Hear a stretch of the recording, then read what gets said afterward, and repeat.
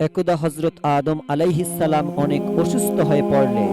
এই সময় তার বয়স ছিল 1000 বছর। আবার কোনো কোনো রেওয়ায়েতে আছে এই সময় তার বয়স হয়েছিল 1200 বছর। আদম আলাইহিস সালাম জীবনের প্রথম দিকে দীর্ঘদিন বেহেশতে অবস্থান করেছিলেন।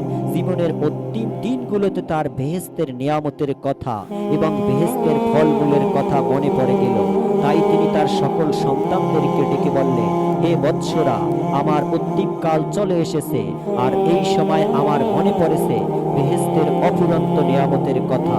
অতএব হে আমার পুত্ররা, তোমরা যাও এবং দেখো আমার জন্য বেহেশতের কিছু ফলমূল এবং নেওয়া গ্রহণ করতে পারো কিনা। হযরত আদম আলাইহিস সালামের এই নির্দেশে তার সকল সন্তানেরা তার জন্য বেহেশতের ফলমূল সংগ্রহের উদ্দেশ্যে বেরিয়ে গেলেন। তখন কেবল হযরত শীশ আলাইহিস সালাম আদম আলাইহিস সালামের পাশে থেকে তার খিদমত করতে লাগলেন। বহুদিন অতিবাহিত হওয়ার পরেও যখন আদম আলাইহিস সালামের কোনো সন্তান ফিরে আসলো না, তখন তিনি শীশ আলাইহিস সালামকে লক্ষ্য করে বললেন, হে বৎস, আমার মনে হয় তোমার ভাইয়েরা কেউ বেহেশতের ফলমূল সংগ্রহ করতে সক্ষম হয়নি। আর বেহেশতের ফলমূল সংগ্রহের জন্য যদি তারা আল্লাহ রাব্বুল আলামিনের দরবারে সাহায্য প্রার্থনা না করে, তাহলে কিভাবে তারা এই দুনিয়াতে বেহেশতের ফলমূল পেতে পারে? তারা আল্লাহর এত নৈকট্যপ্রাপ্ত বান্দাও নয় যা আল্লাহ তাদের দোয়ার পরিপ্রেক্ষিতে তাদেরকে বেহেশতের ফলমূল দান করবে। হে আমার বৎস শীশ, তুমি আল্লাহর অনেক নৈকট্যপ্রাপ্ত একজন বান্দা। আমার মনে হয় তুমি যদি অমুক পাহাড়ে গিয়ে আল্লাহর দরবারে বেহেশতের ফলমূল প্রার্থনা করো, তাহলে আল্লাহ তোমার প্রার্থনা ফিরিয়ে দিবেন না। হযরত শীশ আলাইহিস সালাম পিতার এই অনুরোধ শুনে বললেন, আব্বাজান, আপনি হলেন পৃথিবীর প্রথম রাসূল। আল্লাহ রাব্বুল আলামিন আপনাকে নিজের কুদরতি হাতে অনেক যত্ন করে সৃষ্টি করেছে। তার দরবারে আপনার মর্যাদা অপরিসীম। আপনি যদি তার কাছে দোয়া করেন, আমার মনে হয় আল্লাহ রাব্বুল আলামিন তাৎক্ষণিকভাবে আপনার জন্য বেহেশতের ফলমূল পাঠিয়ে দিবে। হযরত শীশ আলাইহিস সালামের কথা শুনে হযরত আদম আলাইহিস সালাম বললেন, বৎস, তুমি তো জানোই বেহেশতে থাকা অবস্থায় আমি আল্লাহর নির্দেশ অমান্য করে গন্ধম ফল ভক্ষণ করেছিলাম। সেই ফল ভক্ষণ করার পর থেকে আল্লাহ রাব্বুল আলামিনের দরবারে কোনো কিছুই সে প্রার্থনা করতে আমার একান্ত লজ্জাবোধ হয়। আর তুমি এখনো নিষ্পাপ, আল্লাহর দরবারে তোমার কোনো অপরাধ নেই। এই জন্য আমার বিশ্বাস, তুমি যদি আল্লাহর দরবারে প্রার্থনা করো, তাহলে আল্লাহ তোমার প্রার্থনা ফিরিয়ে দিবেন না। পিতার এই কথা শুনে হযরত শীশ আলাইহিস সালাম পিতার বাতানো সেই পাহাড়ে গিয়ে আল্লাহ রাব্বুল আলামিনের দরবারে প্রার্থনা করলেন, হে মাবুদ, তোমার নবী আদম বেহেশতে থাকা অবস্থায় তোমার অনেক নিয়ামত ভক্ষণ করেছে। এখন আমার পিতা মৃত্যু শয্যায়। হে আল্লাহ, মৃত্যুর শয্যায় শুয়ে আমার পিতা বেহেশতের কিছু ফলমূল ভক্ষণ করার জন্য আকাঙ্ক্ষা করেছে। হে পরওয়ারদিগার, তুমি যদি আমার পিতার আকাঙ্ক্ষা পূরণ করো, তাহলে আমি তোমার দরবারে চিরকৃতজ্ঞ থাকব। হযরত শীশ আলাইহিস সালামের এই মুনাজাতের পরিপ্রেক্ষিতে আল্লাহ রাব্বুল আলামিন জিবরাইল আলাইহিস সালামকে বললেন, হে জিবরাইল, আমার নবী শীশ তার পিতা আদমের জন্য বেহেশতের কিছু ফলমূল আবেদন করেছে। অতএব তুমি অমুক সুন্দরী হুরের মাথায় বেহেশতের ফলমূল ভরা একটি মায়েদা রেখে দাও, আর তাকে নিয়ে শীশের কাছে উপস্থিত হয়ে যাও। আল্লাহ রাব্বুল আলামিনের নির্দেশে হযরত জিবরাইল আলাইহিস সালাম একজন সুন্দরী হুরের মাথায় বেহেশতের ফলমূল ভরা একটি মায়েদা রেখে দিলেন এবং তাকে নিয়ে শীশ আলাইহিস সালামের কাছে এসে সেই পাহাড়ে অবতরণ করলেন। হযরত শীশ আলাইহিস সালাম সেই হুরনিকে নিয়ে পিতা আদম আলাইহিস সালামের নিকট ফিরে আসলেন। আদম আলাইহিস সালাম বেহেশতের ফলমূল এবং মেওয়া ভক্ষণ করে আল্লাহর দরবারে অনেক শুকরিয়া আদায় করলেন। অতঃপর তিনি বেহেশতের সেই সুন্দরী হুরের সাথে শীশ আলাইহিস সালামের বিবাহ পড়িয়ে দিলেন।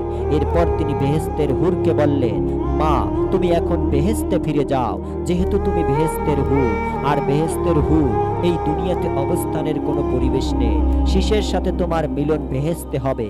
আদম আলাইহিস সালামের এই কথা শুনে বেহেশতের হুর তাকে সালাম দিয়ে বেহেশতে ফিরে গেলেন। অতঃপর একদা হযরত আদম আলাইহিস সালাম শীশ আলাইহিস সালামকে লক্ষ্য করে বললেন, হে বৎস, আমার অন্তিম মুহূর্ত চলে এসেছে। এই জন্য আমি চাচ্ছি আমার যতগুলো পুত্র রয়েছে সকলকে এই অন্তিম মুহূর্তে কিছু উপদেশ দেওয়ার জন্য। অতএব তুমি যাও, আমার সকল পুত্রকে আমার আমার নিকট ডেকে নিয়ে আসো। শীশ আলাইহিস সালাম পিতার নির্দেশ পেয়ে তার সকল ভাইদেরকে তার শিয়রে একাত্র করলেন।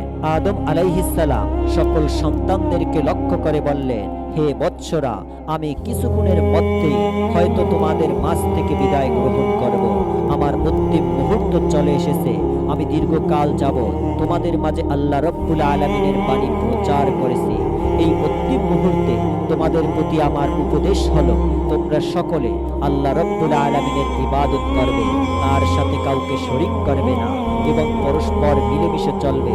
তোমাদের সামনে কোনো বিপদ দেখা দিলে সকলে মিলেমিশে পরামর্শ করে এর সমাধান করবে। পরস্পরে যুদ্ধ ও কলহে লিপ্ত হইও না, আর সর্বদা তোমরা শীষের কথা মতো চলবে, কেননা সে আল্লাহর একজন নৈকট্যপ্রাপ্ত বান্দা। তোমরা যদি তার কথা মতো চলো তাহলে তোমরা সৎ পথে থাকতে পারবে বলে আশা করি। আর তোমরা মনে রেখো, আমি আমার পরবর্তীতে শীষকে আমার স্থল বিশুদ্ধ করে যাচ্ছি। অতএব তোমরা শিক্ষা দীক্ষা এবং জীবন জীবিকার সকল পরামর্শ তার কাছ থেকে গ্রহণ করবে। এরপর তিনি তার পুত্র শীষকে লক্ষ্য করে বললেন, হে বৎস, মনে রেখো, এই দুনিয়া একটি বিপদের ঘাঁটি। এই দুনিয়া চিরকাল বসবাসের ঘর নয়। দুনিয়াতে মানুষ এসেছে, আবার তারা বিদায় গ্রহণ করবে। ইবলিস তোমাদের প্রকাশ্য শত্রু। অতএব সর্বদা খেয়াল রাখবে যেন তোমাকে, তোমার ভাইদেরকে এবং তোমার বংশধরদেরকে ইবলিস কোনোভাবেই পদস্খলন করতে না পারে। ইবলিস সব সময় তোমাদেরকে পদস্খলন করতে চাইবে, কিন্তু তোমাদের সজাগ ও সাবধান থাকতে হবে। ইবলিসের প্রতারণার ফাঁদে কখনো পা দেয়া যাবে না। তুমি তোমার বংশ ও আওলাদদেরকে ইবলিসের ফিতনা থেকে রক্ষা করার জন্য এবং সিরাতাল মুস্তাকিমে চলার জন্য বারবার নসিহাত করবে ও উপদেশ দান করবে।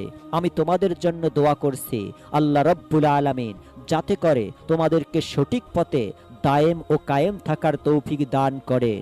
এরপরে হযরত আদম আলাইহিস সালাম তার পুত্র শীষকে খেলাফত দান করলেন এবং আল্লাহ রাব্বুল আলামিন আদম আলাইহিস সালামের পরে হযরত শীষ আলাইহিস সালামকে নবুয়তি দান করেন।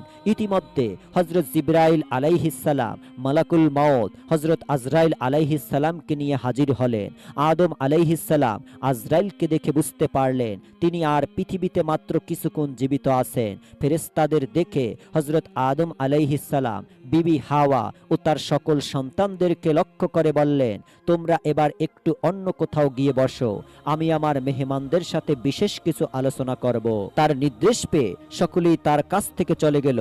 সকলেই বাইরে যাওয়ার পরে মালাকুল মউত হযরত জিবরাইল আলাইহিস সালাম আদম আলাইহিস সালামকে লক্ষ্য করে বললেন, হে আল্লাহর নবী, আমাকে দেখে হয়তো আপনি অবশ্যই বুঝেছেন আমি কেন আগমন করেছি। আমার হাতে সময় নেই। আপনি যদি আমাকে নির্দেশ প্রদান করেন তাহলে আল্লাহর হুকুমে আমি আপনার জান কবজ করতে চাই। মালাকুল মউত জিবরাইল আলাইহিস সালামের কথা শুনে আদম আলাইহিস সালাম বললেন, হে ভাই আজরাইল, আমি সর্বদা আল্লাহর ডাকে সাড়া দেওয়ার জন্য প্রস্তুত রয়েছি। আপনি আপনার কর্ম সম্পাদন করতে পারেন। আল্লাহর নবীর অনুমতি পেয়ে হযরত আজরাইল আলাইহিস সালাম তার জান কবজ করার জন্য এগিয়ে আসলেন। এই সময় জিবরাইল আলাইহিস সালাম তাকে লক্ষ্য করে বললেন, হে ভাই মালাকুল মউত, তুমি অবশ্যই জানো আল্লাহর নবী আদমকে আল্লাহ তার নিজের কুদরতি হাতে কত যত্ন করে সৃষ্টি করেছেন এবং তিনি তাকে কত ভালোবাসেন। এই জন্য তোমার কাছে আমার অনুরোধ, তুমি তার জান এমনভাবে কবজ করবে যাতে তার কোনো কষ্ট না হয়। জিবরাইল আলাইহিস সালামের নির্দেশে মালাকুল মউত সেইভাবে তার জান কবজ করলেন এবং আদম আলাইহিস সালাম তৎক্ষণাৎ ইন্তেকাল করলেন। তার চোখ দুটি বন্ধ হয়ে আসলো। তিনি ইহজগতের মায়া ত্যাগ করে পরপারে তার প্রভুর সান্নিধ্যে চলে গেলেন। তার মৃত্যু দেখে তার সকল পুত্ররা অত্যন্ত শোকাহত হয়ে পড়ল, কেননা ইতিপূর্বে হাবিলের মৃত্যু ছাড়া তারা আর কোনো মৃত্যু দেখেনি। আর হাবিলের মৃত্যু হয়েছিল কাবিলের হাতে, তাই সকালে তাও সকলের সামনে সেই মৃত্যু হয়নি। এই সময় হযরত হাওয়া আলাইহিস সালাম তার শিয়রে এসে ক্রন্দন করতে করতে বলতে লাগলেন, হে প্রিয়, আল্লাহ তোমাকে আর আমাকে একসাথে বেহেশতে রেখেছিলেন, একসাথে এই দুনিয়াতে পাঠিয়েছিলেন। আমরা সুখে দুঃখে বিপদে আপদে একে অপরের পাশে ছিলাম। হে প্রিয়, আজ তুমি আমার কাছ থেকে চলে গেলে। এখন আমি আমার মনের দুঃখগুলি কার কাছে খুলে বলবো? তুমি ছাড়া এই দুনিয়াতে বেঁচে থাকার কোনো অর্থ আমার কাছে নেই। এখন আমি কার মুখের দিকে চেয়ে এই দুনিয়াতে বেঁচে থাকবো? এরপরে তার সকল শোকাহত সন্তানেরা স্থির করতে পারছিল না কিভাবে তার পিতার কাফন দাফন করবে, কারণ ইতিপূর্বে যেহেতু তারা কোনো মানুষকে দাফন করেনি, তাই এই ব্যাপারে তাদের পর্যাপ্ত জ্ঞান ছিল না। অতঃপর আল্লাহ রব্বুল আলামিন হযরত জিবরাইল আলাইহিস সালামকে নির্দেশ দিলেন, হে জিবরাইল, তুমি যাও আমার নবী শীষকে মানুষ দাফনের পদ্ধতি শিখিয়ে দাও। জিবরাইল আলাইহিস সালাম আল্লাহ রব্বুল আলামিনের নির্দেশে হযরত শীষ আলাইহিস সালামের কাছে আসলেন এবং তাকে শিখিয়ে দিলেন কিভাবে মানুষ দাফন করতে হয়। জিবরাইল আলাইহিস সালামের পরামর্শ মতো হযরত শীষ আলাইহিস সালাম তার পিতার কাফন দাফনের কার্য সমাধান করলেন। শরণদ্বীপের একটি পাহাড়ে তাকে দাফন করা হলো। আজও মানুষ সেখানে হযরত আদম আলাইহিস সালামের মাজার শরীফ জিয়ারত করার জন্য যান। বিবি হাওয়া আলাইহিস সালামের মৃত্যুর ব্যাপারে বলা হয়েছে, আদম আলাইহিস সালাম ইন্তেকাল করার পরেই তিনি অত্যন্ত শোকাহত হয়ে পড়েন এবং তিনি সব সময় শোকে কাতর হয়ে থাকেন। এর 1 বছর পরেই তিনি ইন্তেকাল করেন। প্রিয় দর্শক, এই ছিল আমাদের আদি পিতা ও আদিমাতা হযরত আদম আলাইহিস সালাম ও বিবি হাওয়া আলাইহিস সালামের মৃত্যুর ঘটনা। আল্লাহ রব্বুল আলামিন আমাদেরকে এই কাহিনীটি থেকে শিক্ষা গ্রহণ করে তার খাঁটি বান্দা হওয়ার তৌফিক দান করুন, আমিন। তো বন্ধুরা, সকলে এই রকম ইসলামের ঐতিহাসিক ভিডিও পেতে আমাদের চ্যানেলটি সাবস্ক্রাইব